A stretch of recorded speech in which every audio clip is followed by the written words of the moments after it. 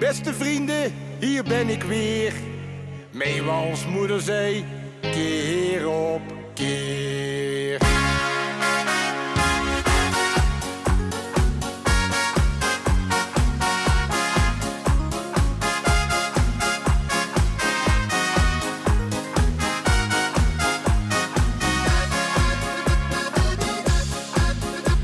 Zo heb ik ooit eens in de kerk gestaan met de verkeerde griet, en dat is niet goed gegaan.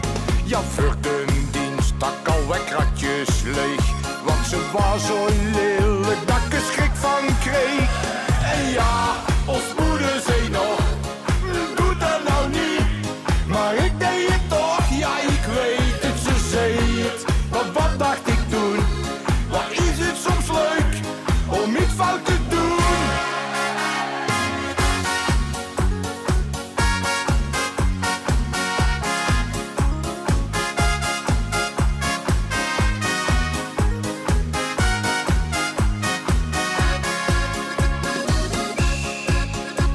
Zo heb ik ooit nog eens een kroeg gehad. Ik was de beste klant, ja ik was altijd zat.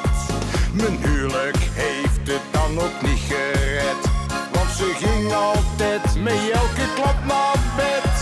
En ja, ons moeder zei nog, doe dat nou niet, maar ik deed het toch, ja ik weet het, ze zei het. Maar wat dacht ik toen, wat is het soms leuk om iets fout te doen.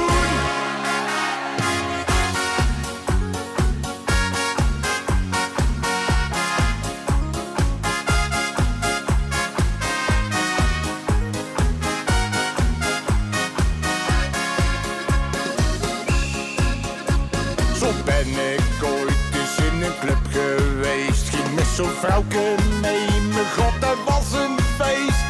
Maar toen ze daar naar de centen vroeg, zei ik dat heb ik niet, waarna die vet mij sloeg. En ja, ons moeder zei nog, doe dat nou niet, maar ik deed het toch, ja ik weet het, ze zei het. Maar wat dacht ik toen, wat is het soms leuk om iets fout te doen.